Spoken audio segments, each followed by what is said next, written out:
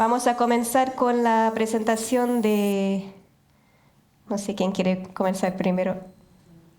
Nuestro invitado Matías Chape, que viene del Colegio de México. Él es un gran traductor de literatura japonesa y está de visita en Chile, así que vamos a comenzar con él. Bueno, buenos días a todas y todos. Muchísimas gracias por recibirme, primero que nada. Es la primera vez que vengo a Chile, bueno, a Santiago.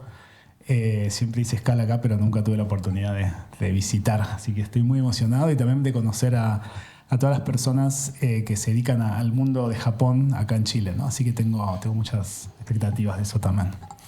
Y de hecho, bueno, de eso quería hablarles, ¿no? A la imagen luego la explico, pero mi formación tiene más, aunque yo soy licenciado en letras por la Universidad de Buenos Aires originalmente, yo siempre me formé más en los estudios de áreas, ¿no? Entonces, como que mi visión de la traducción de la literatura japonesa tiene que ver con conocer a fondo Japón, la lengua. De hecho, yo viví en Japón muchos años. Como que esa fue mi visión, ¿no? Y realmente meterme en la cultura. Y a partir de ahí traducir.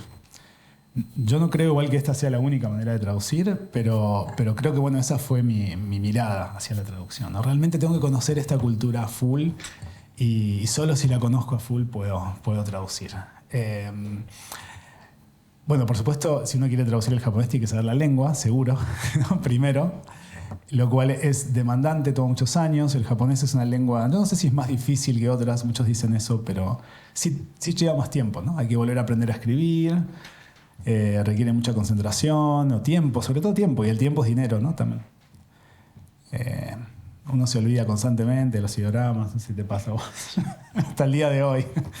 Así que bueno, esos son los desafíos de aprender japonés. Y no solo, bueno, esta cuestión de no solo la lengua, sino la cultura. Son culturas muy distintas también, ¿no? Con la cultura latinoamericana, vamos a llamarlo así, o sudamericana, no sé.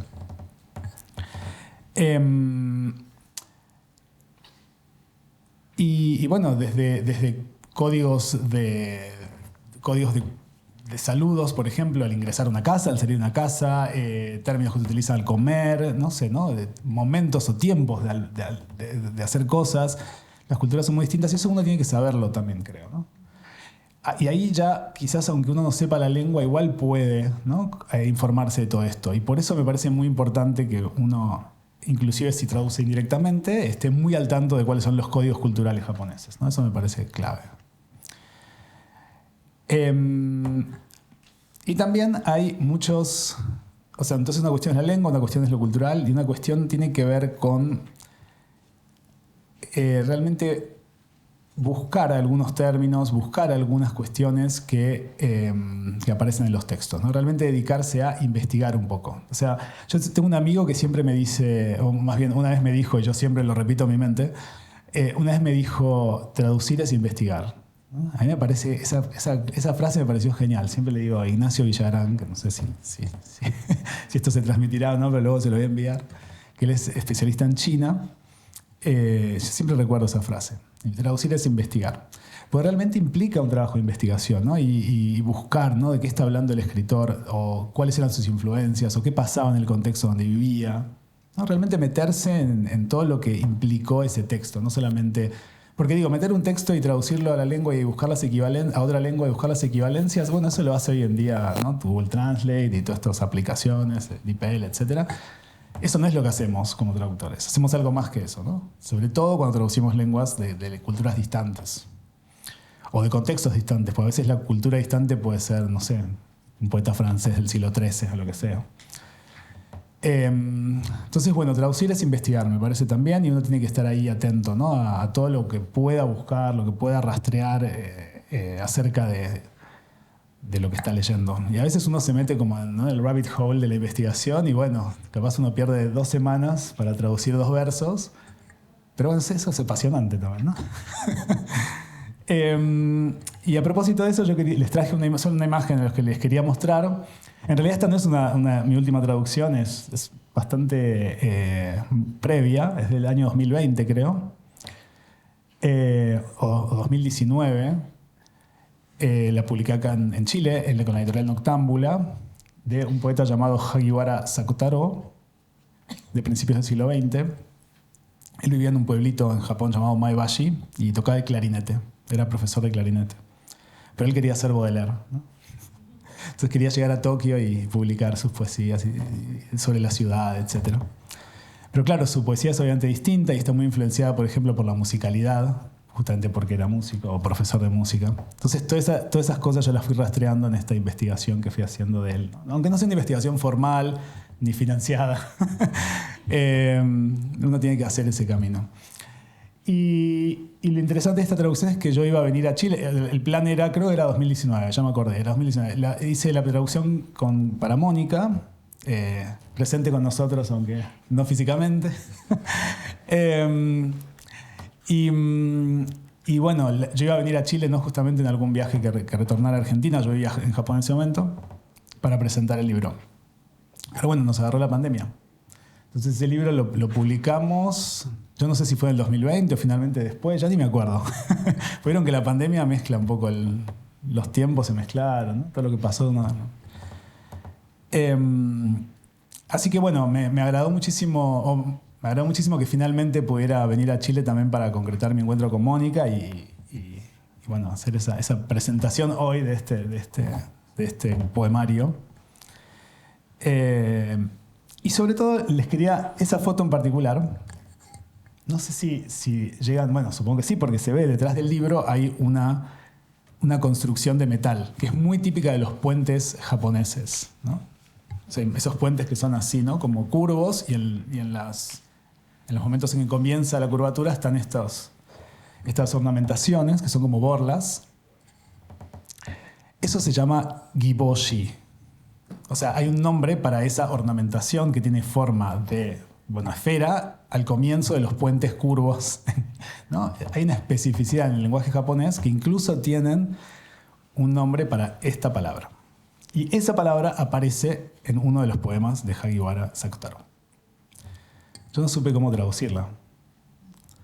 Y de hecho no la traduje, ¿no? La dejé como decoración en los puentes o algo así. Y siempre lo recuerdo como un fracaso en mi carrera. ¿No? El no haber traducido esa palabra. Porque finalmente es un fracaso para el traductor no poder traducir algo. O sea, no encontrar la manera correcta de traducir algo. O sentir que no lo hizo correctamente. Lo digo en broma, ¿no? Justamente, pero quería traer este ejemplo porque esta palabra giboshi, que yo me acordé toda la vida de esta palabra, o me acuerdo todavía, creo que es ejemplar de los desafíos que implica traducir el japonés, ¿no? De estas cosas que uno a veces no sabe cómo traducir, que implican muchísima creatividad, que uno tiene que hacer rodeos gramaticales, buscar otras palabras, sinónimos, lo que sea. Porque en nuestra cultura no hay una palabra para ornamentación al comienzo de un puente. Así que bueno, también por eso cuando volví, estas fotos después, ¿no? Una vez que volví a Japón y vi un giboshi, entonces puse el libro y saqué la foto. Bueno, entonces quería un poco cerrar con esta idea, ¿no? De dejarles ahí flotando cuánto uno tiene que reflexionar también sobre lo intraducible. Porque al traducir lenguas asiáticas, me parece, ya que esta jornada es de lenguas asiáticas, uno está enfrentando todo el tiempo, ¿no? lo intraducible. Entonces creo que esta es otra cuestión sobre la cual podemos charlar, porque a mí me interesa particularmente qué es lo intraducible, o si existe lo traducible, en todo caso. Pero bueno, creo que este es un ejemplo que nos permite reflexionar sobre eso. Así que bueno, dejo de hablar y les dejo a mis colegas entonces el espacio ahora. Muchas gracias.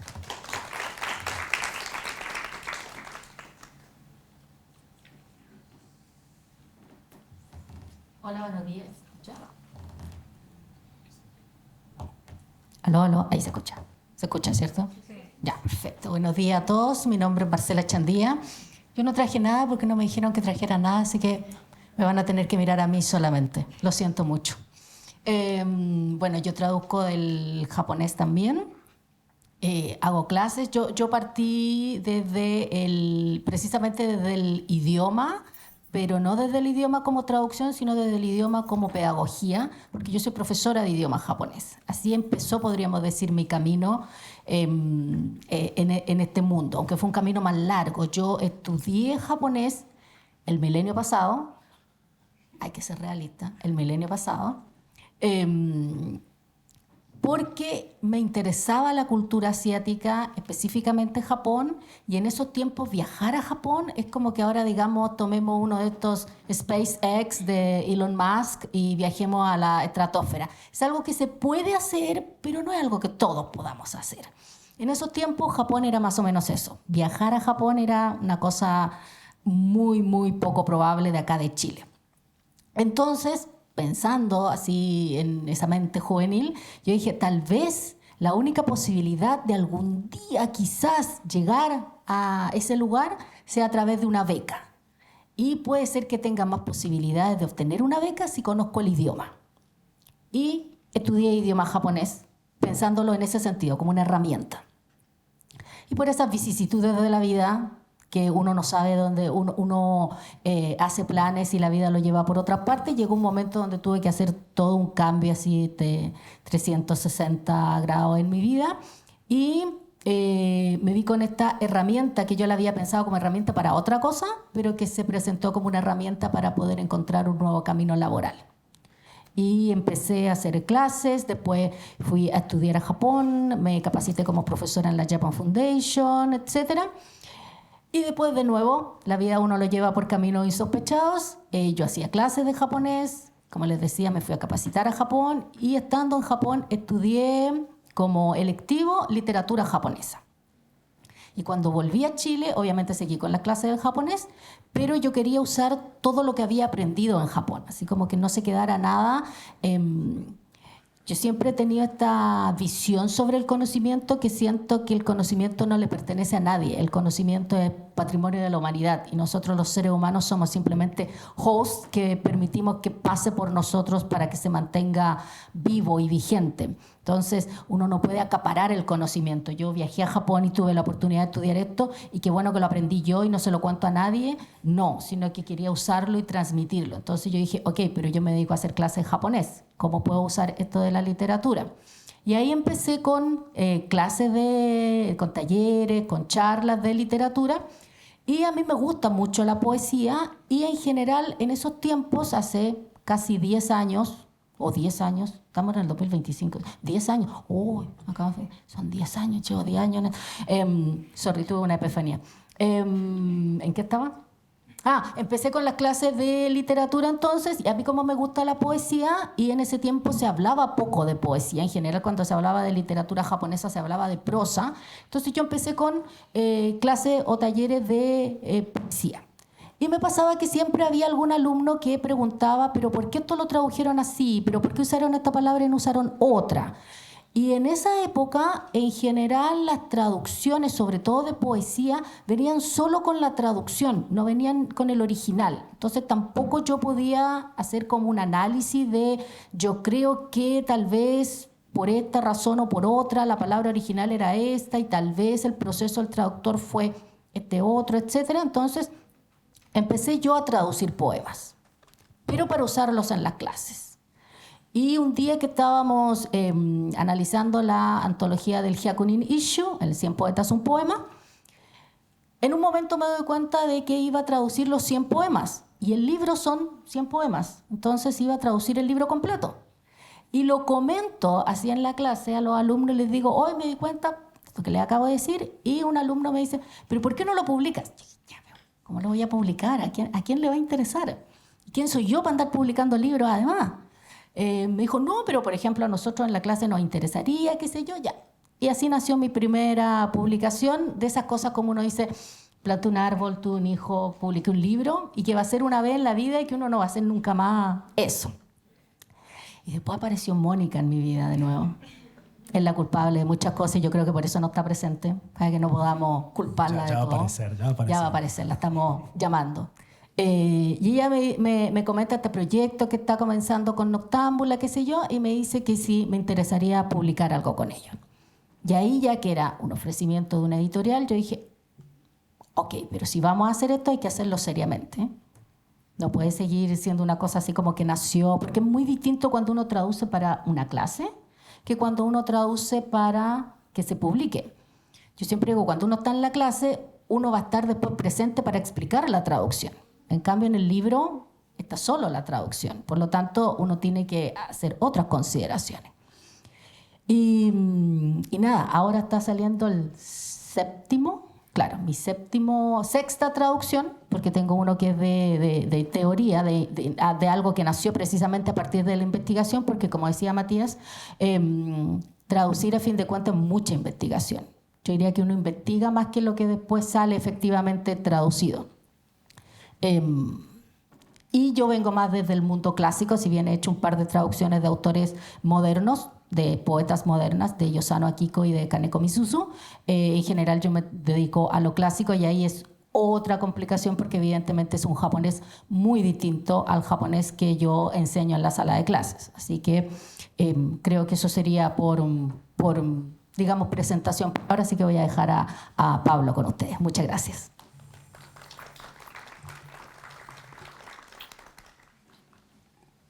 Buenos días.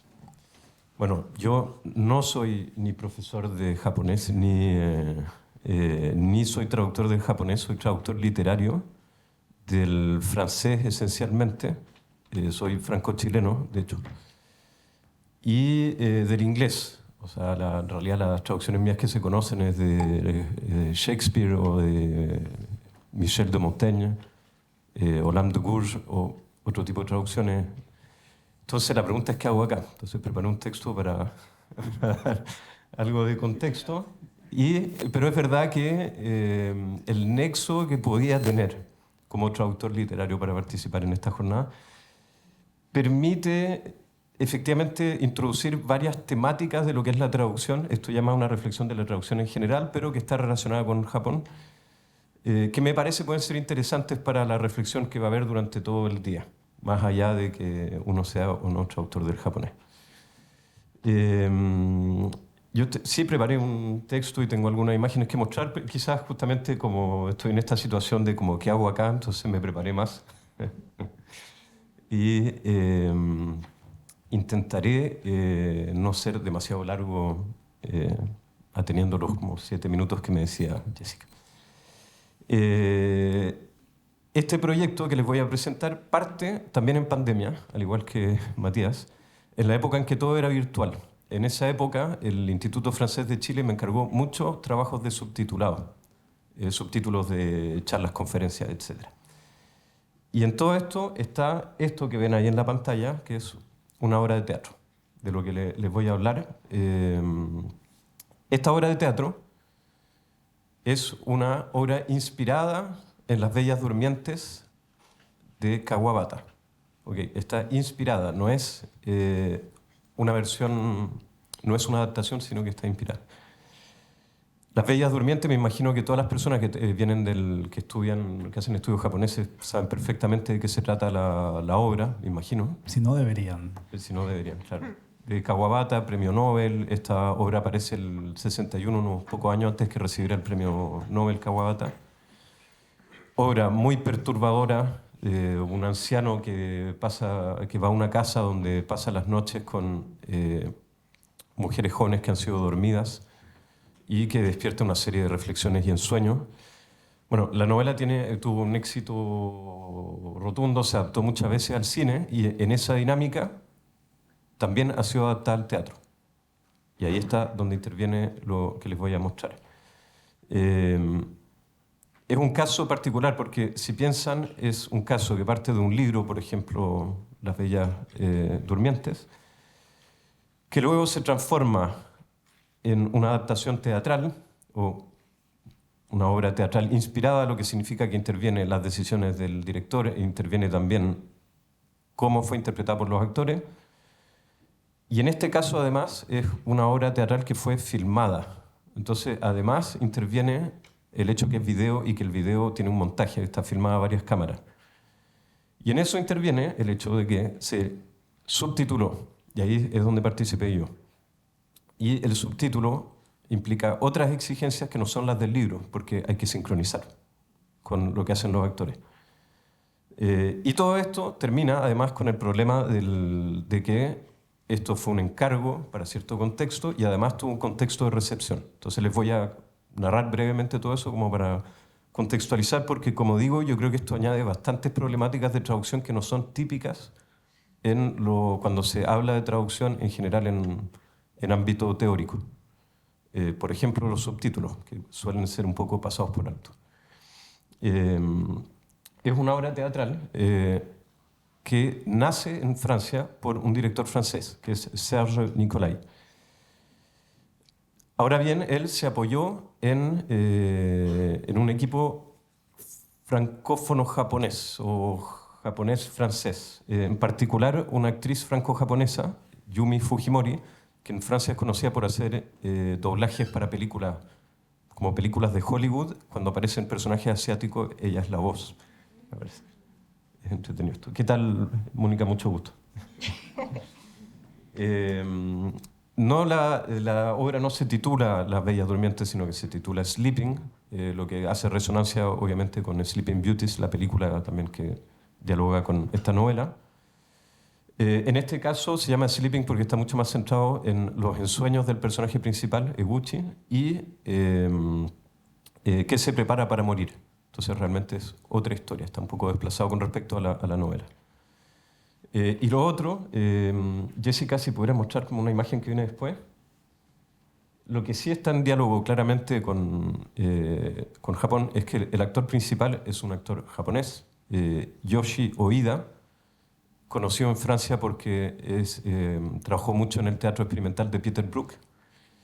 Y además trabajaron con las máscaras del teatro No. ¿Okay? Ahí está el encargo. Bueno, yo recibí esto por parte de la Agregaduría Cultural Francesa. O sea, no es que muchas veces las traducciones son iniciativas de los traductores. Son trabajos muy personales o a veces investigaciones académicas que terminan en una traducción. En cambio, este trabajo de subtítulos para mí era un encargo en pandemia de parte del Instituto Francés porque iban a mostrar esta obra en video en un festival. O sea, ese es el contexto. Además, es una obra inspirada, lo que quiere decir que tiene toda una parte de la obra son diálogos directamente escritos en francés, no son de la obra, no vienen directamente de la novela. Claro, pero el personaje principal es interpretado por un actor japonés en un cruce lingüístico y cultural que de todas formas está presente.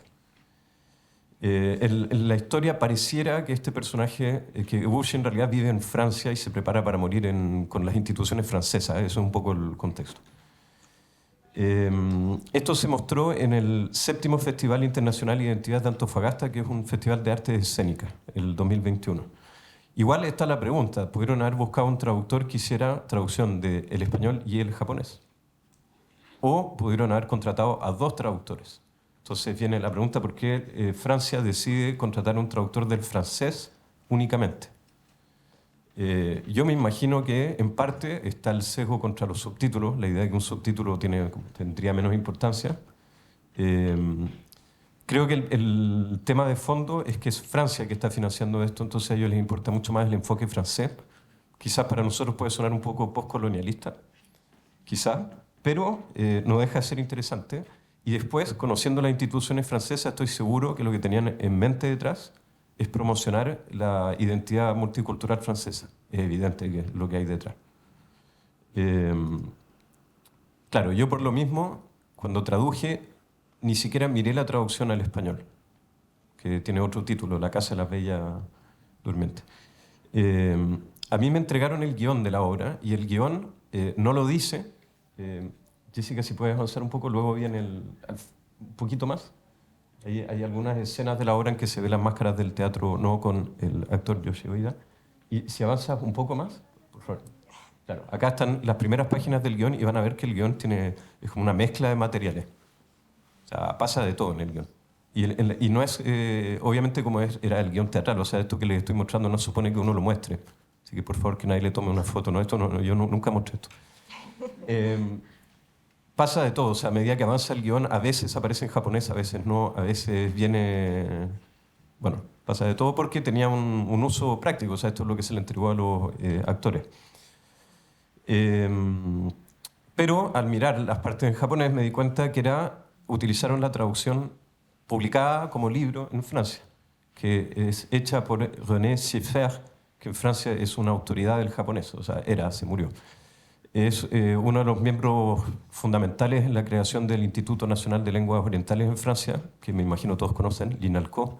Al menos en la sociedad francesa tiene un rol fundamental. O sea, yo de mis compañeros de universidad en Francia que estudié historia, muchos pasaron por el INALCO sin tener ninguna aspiración a ser especialistas de Medio Oriente. O sea, es algo como que cruza transversalmente la sociedad francesa, el INALCO. René Siffert tradujo, o sea, una cantidad infinita de obras. O sea, solo buscando al azar en mi casa encontré varios libros que tenía traducidos por él del japonés. O sea, el Elogio de la Sombra, el clásico, los cuentos de lluvia y de luna, etc. Todo esto para decir que cuando hicieron la obra de teatro se apoyaron en una traducción que es totalmente de prestigio. O sea, totalmente. Y yo traduje esos diálogos directamente de la traducción de René Siffert. Entonces uno podría decir que en realidad yo lo traduje a él. Pero, y ahí entraríamos en toda la discusión que es justamente interesante por la mesa en que estoy, que es de la validez de las traducciones directas o indirectas. Pero este caso me parece que escapa totalmente a eso, porque fuera de que se trataba de mostrar el enfoque francés, fuera de que la obra no está compuesta solo de los diálogos que vienen de la novela, sino que tiene muchos otros diálogos adicionales, además, yo hice subtítulos y los subtítulos tenían que calzar con la obra. Entonces se trataba mucho más de seguir lo que estaba pasando en la obra. En ese sentido, claro, para bueno, los que no me conocen, yo también trabajo en audiovisual. Entonces yo no traduje mirando el texto, yo traduje solo con el video.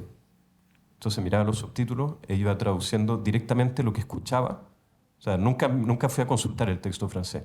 Solo escuchaba lo que decían los actores e iba subtitulando directamente en un programa de video. Y el video que yo tenía los subtítulos para las partes en japonés, entonces yo ahí directamente subtitulaba lo que decía cada... O sea, traducía desde el subtítulo en francés al subtítulo en español. Entonces es un ejercicio que es mucho más de audiovisual que de libro. Ya terminando, concluyendo, no sé si me habré alargado más, pero para que se entienda, porque igual requería un poco de contexto esto.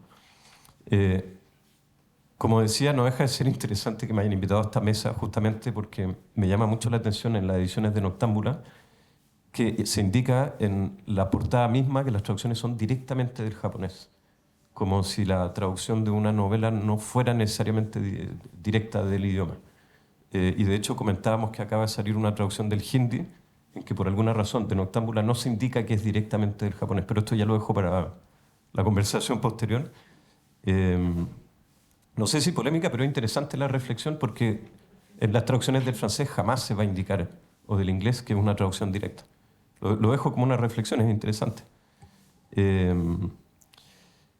Claro, en este caso, yo lo que les estoy presentando es otro ejercicio que tiene otras complejidades, se entiende, porque tiene otras capas y tiene mucho que ver con el hecho de que sea audiovisual. Para terminar, justamente, lo interesante sería qué pasaría si me hubieran propuesto publicar la traducción del guión al español como libro. Y al ser libro, yo creo que ahí ya cambia la manera de reflexionar, porque ya no está el diálogo con lo audiovisual. Y yo me imagino que ahí habría tenido que llamar directamente al colega traductor del japonés, Pereyó, y ahí sí, ahí cambia el formato. Y claro, y después está el tema, les decía al principio, de la recepción. La obra de teatro originalmente está hecha para un público francófono, entonces era un público que escuchaba todo en francés y en ciertos pasajes seguía la obra en japonés con subtítulos que se mostraban, como en la ópera. En cambio acá esto se hizo para Chile, entonces el público que recibió esto en un festival en Antofagasta tenía que sonoramente diferenciar cuándo era francés y cuándo era español, porque no se indica en el video. Es interesante, ¿no? Lo que les decía antes del libro, perdón, se me olvidó decirlo, hay una pregunta clásica, no sé si ustedes traducen teatro, yo traduzco mucho teatro, teatro contemporáneo en francés o Shakespeare. Siempre está la pregunta de si la traducción que uno hace se hace para libro o se hace para representación teatral. Idealmente ambas, pero no es lo mismo. Entonces también es otra pregunta de fondo en el ámbito de la traducción. Ahí concluyo. Espero no haber hablado mucho, pero que se entiendan los matices de esto. No, muchas gracias.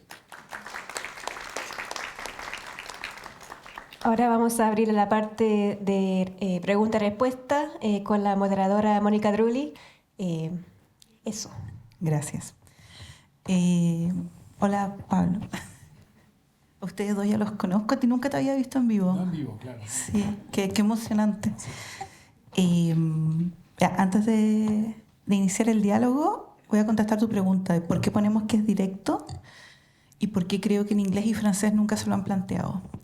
Ponemos que es directo porque la tradición de las publicaciones de obras de origen no solo japonés, sino que asiático en general, ha venido apoyándose de otras traducciones a otras lenguas europeas de mayor prestigio que el español. El español no es una lengua de prestigio cultural en los últimos 2 siglos, 3, tal vez 4. Entonces las lenguas de prestigio típicas, el francés, está el inglés y un poco también el alemán. Entonces cuando en el siglo XX se empiezan a traducir estas obras de este país recientemente descubierto, Japón, muchas vienen desde esos 3 idiomas. De hecho, la mayor parte de Kawabata que conocemos viene de por ahí, porque es más fácil traducir del alemán que desde el japonés hasta el día de hoy. Con el siglo XXI, cambio de siglo y más gente aprendiendo directamente, internet, acceso más sencillo y todo eso, y también con editoriales que empiezan a hacer una pega más especializada, como el mismo Satori, que es española, especialista en Japón, y se empieza a hacer este trabajo directo, se busca diferenciar la relación con la lengua japonesa de la relación pasada o filtrada o a veces modificada mediante el francés, el inglés y el alemán, que son los típicos. Y donde al día de hoy una también echa mano cuando anda media perdida en una traducción, pues. Le echa mano al, no sé, hay, los típicos inglés, francés y a veces un poquito de alemán. Entonces, cuando nace Noctámbula, nace un poquito después del aniversario 120 del nacimiento de Kawabata, cuando se hizo una reedición aniversario de estos textos y en vez de hacer una traducción directa al español, tomaron traducciones históricas que venían desde estas otras lenguas. Y en el evento de presentación de esta colección salieron los típicos fanáticos del mundo japonés, que son fanáticos más duros que otros típicos fanáticos de otras cosas, son como fanáticos muy estudiosos. Y muchas manos se levantan a preguntar por qué han hecho este homenaje tan raro, publicando traducciones indirectas y no las directas. Y la respuesta fue como que no había traductores del japonés al español o al castellano, que me gusta mucho diferenciar el español del castellano. Y ahí para mí fue algo súper raro, porque hay traductores, pues de hecho acá en Chile tenemos toda una carrera que forma traductores, hay una tradición, conocemos, ya Satori tenía mucho tiempo y Perión venía haciendo su trabajo, Andrea Hidalgo, no era 1995, era 2017, ¿ya? Y esa afirmación para mí fue crucial para tomar en mis manos esa afirmación y dar la vuelta. Hay traductores, en Chile y Latinoamérica tenemos traductores, bueno, obvio en España también, pero como dije, ya tengo un rollo con el castellano, me gusta defenderlo, no es una lengua errada, sino es como hablamos acá. Y empezamos a señalarlo en las portadas porque era importante diferenciar que estábamos haciendo ese trabajo directo, que no existía según ciertas afirmaciones, y queríamos visibilizarlo. Y para mí ha sido fundamental estos últimos 5 años ser parte de esa visibilización y también de esa profesionalización.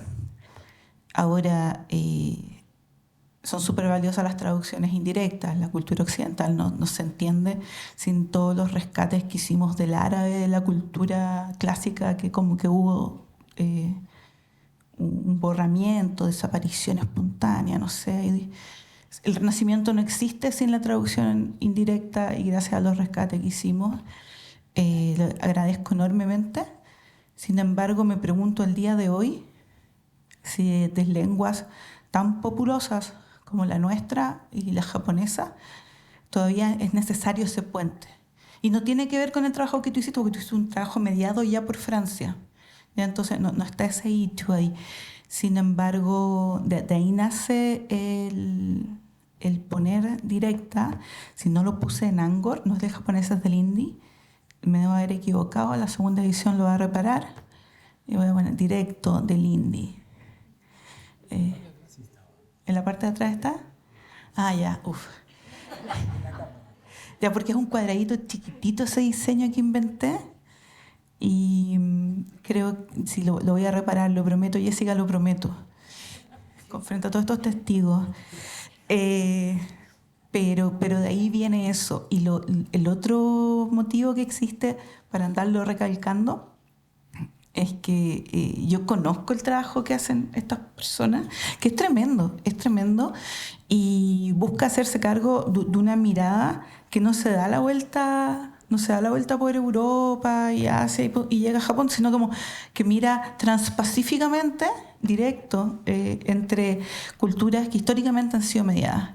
Entonces, me gusta destacar que existe ese trabajo y que pasa por el escollo inicial que por mucho tiempo nos estuvimos saltando. Esa es mi respuesta. Ahora yo les tengo que hacer preguntas a ustedes, pero ocupé todo el tiempo. No, mentira. Bueno, muchas gracias por estar aquí hoy. Estoy con gente que admiro mucho, entonces no sé qué hago en esta mesa. No estoy capacitada para mediar esta conversación. Pero me quedé pensando mucho en esto que decías tú. O sea, en comparación con estas investigaciones que ustedes mencionan inicialmente, esto de también investigar en la traducción y también la traducción como un producto que puede ser o no duradero, y que también responde a distintas necesidades. Hay una necesidad que, además del subtítulo, está la necesidad del doblaje. He hablado mucho con gente de doblaje que de repente tienen que sacrificar un poco más que en el subtítulo. El subtítulo les da un poco más de muñeca, el doblaje no, tienen que hacer cansar las bocas. Y qué se sacrifica y qué no se sacrifica cuando ustedes traducen sabiendo que va a haber una lectura y una lectura que permanece, y tú traduces sospechando que puede permanecer el teatro. ¿Cómo afecta eso sus tomas de decisiones, los cambios? Una pregunta general para los tres. Partamos por ti, Matt, que estás aquí al lado. Sí, me pareció muy interesante, Pablo, tu presentación y todos los problemas que implica el subtitulado y el doblaje también. De hecho, yo durante mis años en Japón trabajé en una empresa que subtitulaba documentales. Trabajé de eso básicamente. Y también, o sea, entiendo esas dificultades de tener que limitar lo que uno traduce y ajustarlo a la imagen, ¿no? Y de hecho me acuerdo un subtitulado que hice para Chile, justamente para la Fundación Japón, de una obra de teatro titulada Sayonara, o sea, como adiós, de un dramaturgo llamado Orisa Hirata. Se presentó en el Centro Gabriela Mistral. Entonces era más o menos así, ¿no? Era una presentación, una obra de teatro que tenía subtitulados, pero todo era en japonés. Y claro, esa fue una dificultad muy grande, porque además el japonés es una lengua que en muy poco espacio permite transmitir muchísima información. Entonces luego eso en el español se vuelve así como un choclo enorme. Capaz en 2 versos uno podría decir cosas que es imposible. Bueno, el haiku tiene esa dificultad y quizás vos puedas hablar mejor que yo de eso. Yo no traduzco haiku y de hecho estoy negado a traducir haiku precisamente por esto, porque es muy difícil para mí transmitir toda esa información, y a veces información, los haijin, ¿no? Los poetas del haiku hacen referencias a haikus más antiguos. Digo, ¿cómo uno transmite todo eso? No sé, aquí Marcela nos dirá.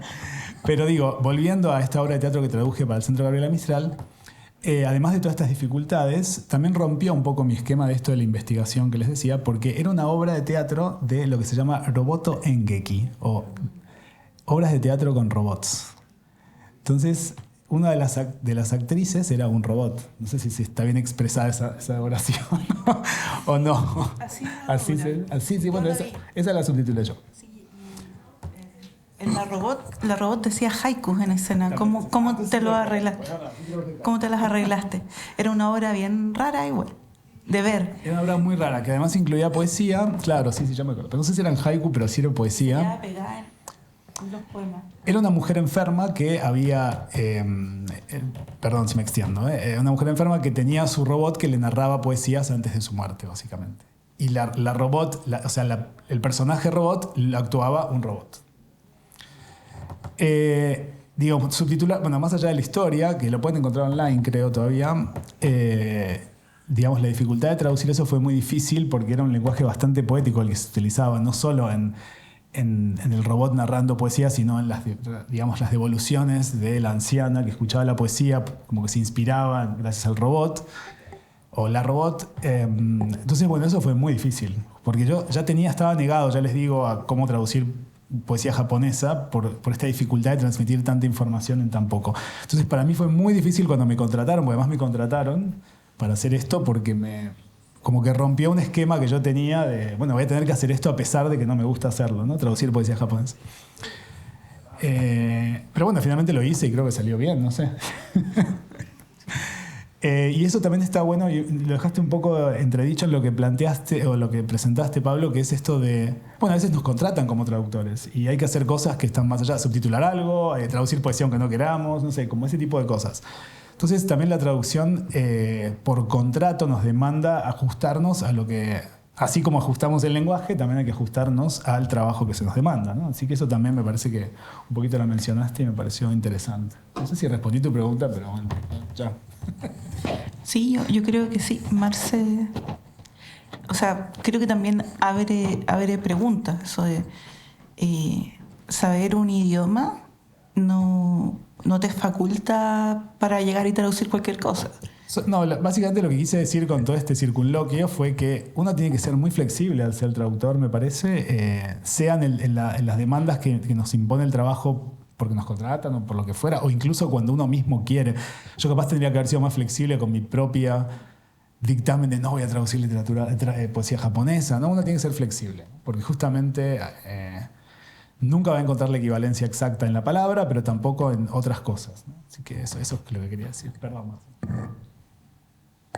Bueno, a mí no me ha tocado traducir subtítulos en ese sentido y estaba pensando un poco que, claro, una de las razones por las que yo, entre comillas, me niego a traducir por encargo, yo hasta el momento traduzco lo que yo quiero traducir, precisamente para no encontrarme en esta dificultad que han comentado Matías y Pablo, de que cuando a uno lo contratan, hay un jefe ahí que a uno le dice yo quiero esto y uno se tiene que poner bajo esas directrices que a uno le ponen. Pero mientras ellos hablaban yo pensaba, bueno, no he traducido por contrato en el sentido de que me digan, oye, necesito que traduzca esto, pero a fin de cuentas cuando uno publica también tiene alguien, porque parte del proceso de edición significa también que a uno le digan esto hay que ponerlo así, esto debería quedar así. Entonces, como yo no vengo del mundo de la traducción, yo vengo del mundo del idioma, pero para enseñarlo, para mí tal vez ha sido un camino que tal vez alguien que estudió traducción se lo enseñaron en la universidad, no sé. Este mismo tema de la flexibilidad, yo he tenido que aprender al principio. Mónica, que me conoce hace muchos años, reconoce, Mónica, yo era mucho más inflexible antes. He aprendido a ser flexible con el tiempo. No hablaremos de la grulla, a menos que quieres que cuente lo de la grulla. Pero claro, al principio, cuando yo traducía, cuando hice mi primera traducción, era mucho, no, porque la palabra significa esto en japonés, entonces tiene que decir esto en español. Y con el tiempo he ido considerando de que no, a veces hay que ser flexible, a veces poner la palabra que realmente significa en el idioma de salida va a hacer que pierda algo, suena mejor de esta otra manera.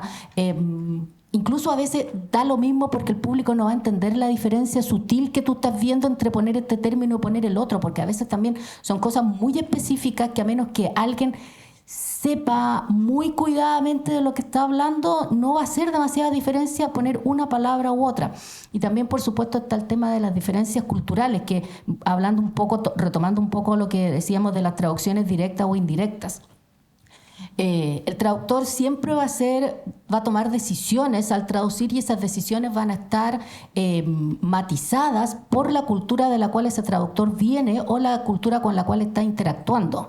Por lo tanto, si yo hago una traducción indirecta, yo no voy a estar traduciendo el original, sino que voy a estar traduciendo todo ese matiz cultural que está en el medio de esta traducción, por ejemplo, del inglés, del francés, del alemán.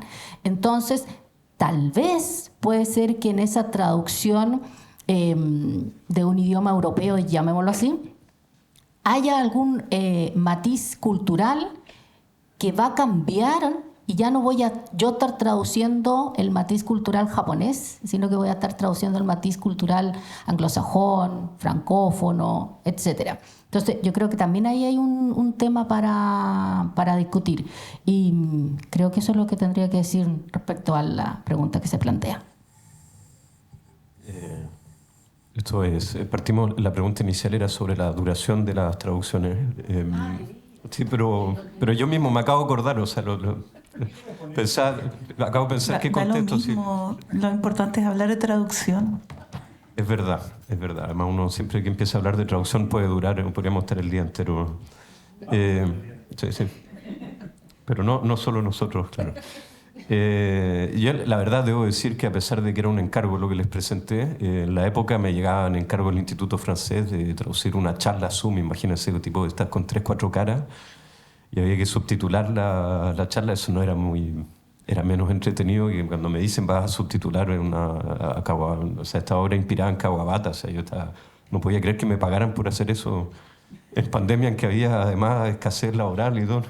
No lo podía creer, o sea, era un gran momento de alegría. La novela siempre me ha encantado, o sea, estaba feliz.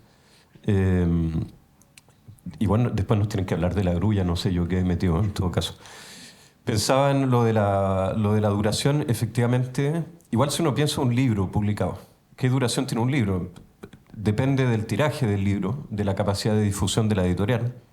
Efectivamente estamos en un contexto en que es bastante hegemónico desde España, en que tienen una capacidad de entrada a nuestro mercado mucho mayor, y muchas veces en España compran los derechos de autor de ciertos libros para todo el mundo hispanohablante, entonces estamos un poco sometidos a veces a recibir esas traducciones. Y ahí efectivamente a veces son empresas grandes que tienen la capacidad de difundir el libro de manera masiva, y esa traducción va a tener más vida que una traducción que se publique para un mercado de 500 ejemplares. O sea, hay un tema con eso, pero después uno también puede decir que las traducciones, el libro queda, y el libro va a ir a las bibliotecas, y uno puede apostar a otra vida. Estoy pensando como un caso muy específico de las traducciones que he hecho que tienen tirajes elevados. Y es verdad que como traductor uno, cuando realicé esas traducciones, yo sabía que es una traducción en un contexto muy particular, que se imprimen 2.000 ejemplares al año para una universidad. Entonces, claro, pasaron unos años y una de las traducciones ya tiene 10.000 ejemplares, la otra va no sé cuánto. Y es verdad que eso yo me sentía mucho más responsable al hacer la traducción, o sea, decía que me daba como más nervio. Pero lo que sí, como se reimprime, tenía la posibilidad de volver a modificar las traducciones para las reimpresiones. Entonces, no sé, eso puede ser también una respuesta, y eso efectivamente cambia la visión. En cambio, en este caso, lo que les mostré era algo que tenía que ser espontáneo, como algo rápido y vivo, y yo necesitaba igual en teatro pasa bastante que cuando uno traduce teatro, lo que estás buscando es lo que suena más natural siempre. O sea, necesitas como que se dijo algo y tú necesitas saber que tiene que sonar natural y vivo, y eso. Una sola observación chiquitita, en vista que se me había olvidado que la pregunta era la permanencia de las traducciones. Sí, a veces uno lo puede ver como de que este trabajo que me costó tanto y va a desaparecer después de un tiempo. Pero también está la otra cara de la moneda. A veces uno no queda satisfecho con la traducción y lo único que uno quiere es que ojalá esos libros se vendan y nunca más nadie hable de ese libro y lo olviden completamente que uno hizo ese trabajo. Entonces, el que la traducción no sea eterna, creo que también puede tener su lado positivo. Todo depende de cómo se mire. Bueno, pero existiendo la posibilidad de reediciones, sin que desaparezca la traducción, puede ir mejorando, como el caso de estos 2.000 ejemplares todos los años, que tal vez los ejemplares 8.001 al 10.000 vienen mucho más pulidos que los otros. Porque tampoco es algo que sea definitivo la traducción. Por algún motivo seguimos haciendo traducciones de los griegos, siendo que hay siglos de tradición de esas traducciones. Me preguntaba si en el mundo del francés, que está bastante más cercano, también es una lengua romance, viene del latín como el nuestro, pasa esto de los intraducibles y cómo los abordan. Yo cuando existen discusiones con respecto a cuántas notas tiene que tener una traducción, que si tiene que o no tener, y están estos fanáticos muy quisquillosos para bien, que a uno siempre están poniendo a prueba, o cuando una misma ve sus ediciones Hiperión y las encuentra feas o incompletas, pero también las ama, porque fueron las primeras. Y yo me acuerdo que yo no rasgo vestiduras por traducciones del inglés o el alemán. Y es como, no, esto no está bilingüe, o no me explicaron la evolución de cada palabra. Uno no rasga vestidura por esas lenguas. Que creo que esto que ya decía antes, ahí, el fan de la cultura japonesa es más intenso. Pero me preguntaba ¿qué pasa? ¿Existe esto entre el francés y el castellano? ¿Cómo lo abordan? ¿Existe tradición? O sea, ahí la pregunta sería si en Francia existe el tema de los intraducibles para la traducción hacia el francés o entre el francés y el español. Ambas. Entre el francés y el español, que es lo que más me toca a mí, está lleno de cosas intraducibles. Ay, qué maravilla, cuéntanos todo. O sea, podría citar un clásico que son conceptos, como conceptos técnicos. Por ejemplo, la palabra en francés aménagement, que es intraducible en español, que se utiliza en arquitectura, en urbanismo, que me ha tocado traducir libros que hace uno traduciendo libros de urbanismo, pero y la palabra es intraducible, o sea, en francés termina siendo perífrasis. O sea, uno tiene que traducir con 2 o 3 palabras o quizás explicar al principio, no sé. Son como conceptos técnicos, está lleno, ¿no? Claramente. O sea, todo traspaso entre un idioma y el otro se va a ver confrontado a esto porque, como todos sabemos, un idioma es una civilización. Más allá de es una cultura, una civilización, y toda civilización está llena de especificidades. Y en tus lecturas de textos japoneses en francés, ¿cómo se suele resolver eso? La verdad, no tengo... A ver, lo que sí diría de partida, como completando lo que dijiste tú al principio sobre por qué lo de traducción directa, en Francia hay una masa de traductores del japonés enorme. O sea, uno efectivamente piensa en Chile y uno citaría los 3 o 4 traductores que existen y eso es. En Francia, o sea, la cantidad de gente que traduce el japonés es enorme y esto desde hace mucho tiempo. Entonces, el cuento de efectivamente la traducción directa en Francia jamás se indicaría porque no existe como problemática. Jamás un libro de literatura japonesa en Francia se traduciría de un idioma que no sea directamente del japonés. O sea, es algo inconcebible porque hay demasiados traductores.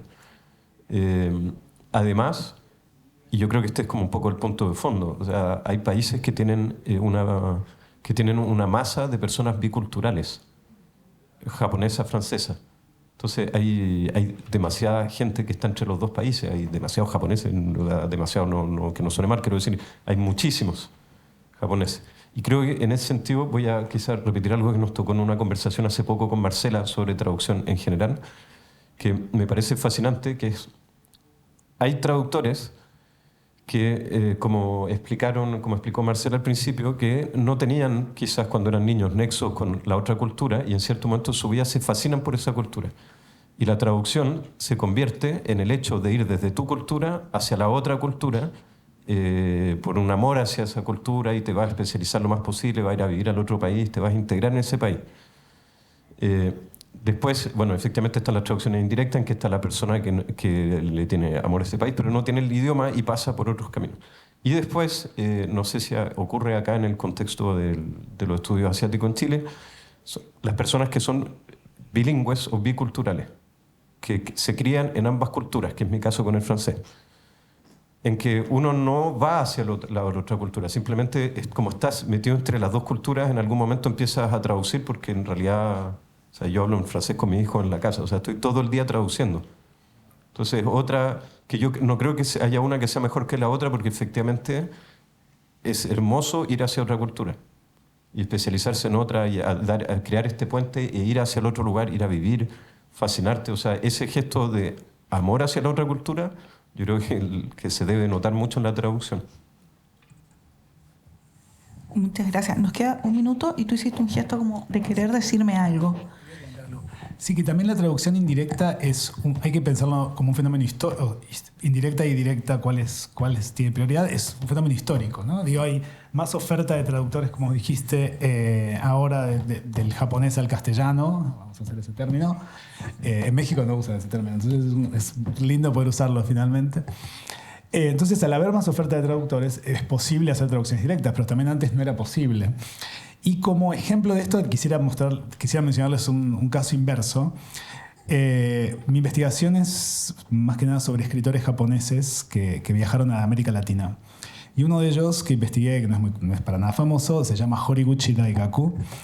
Y en la década del 10-20 del siglo XX, él viajó a Brasil, Argentina, Uruguay, con su padre que era... ¿cómo se dice? Diplomático. Y luego viajaron a México y se instalaron en México, siempre siguiendo, ¿no?, la vida diplomática. En México el padre conoció a una belga y dejó desde la distancia a la madre de Horiguchi Daigaku, que estaba en Japón todavía sola, pobre, sin su esposo y sin su hijo. Entonces él se juntó con la belga en México y vivió una nueva vida con su hijo ahí. La mujer belga esta, le enseñó a Horiguchi francés, ¿no? Y él se volvió un experto francés, sabía perfectamente francés y empezó a traducir francés y literatura francesa. Todas las traducciones que existen hoy en día en Japón, la mayoría están basadas del francés, son de Horiguchi Daigaku. Las que leyeron Mishima, Kawabata, etc., son todas las traducciones de Horiguchi Daigaku, un francés que le enseñó una belga a este chico en México. O sea, absolutamente indirecto, ¿sí? No se puede conseguir más indirecto que eso. Pero esa fue la literatura francesa que inspiró a Mishima Yukio a aprender francés, a Kawabata a ser absolutamente fanático, ¿no?, de la literatura cultura francesa, etc. Entonces, bueno, yo creo que también la traducción directa hay que darle ese valor que tuvo a nivel histórico, como vos lo mencionaste también. Así que eso no se puede negar. Quería mencionar ese ejemplo que es un poco gracioso. Bueno, muchísimas gracias.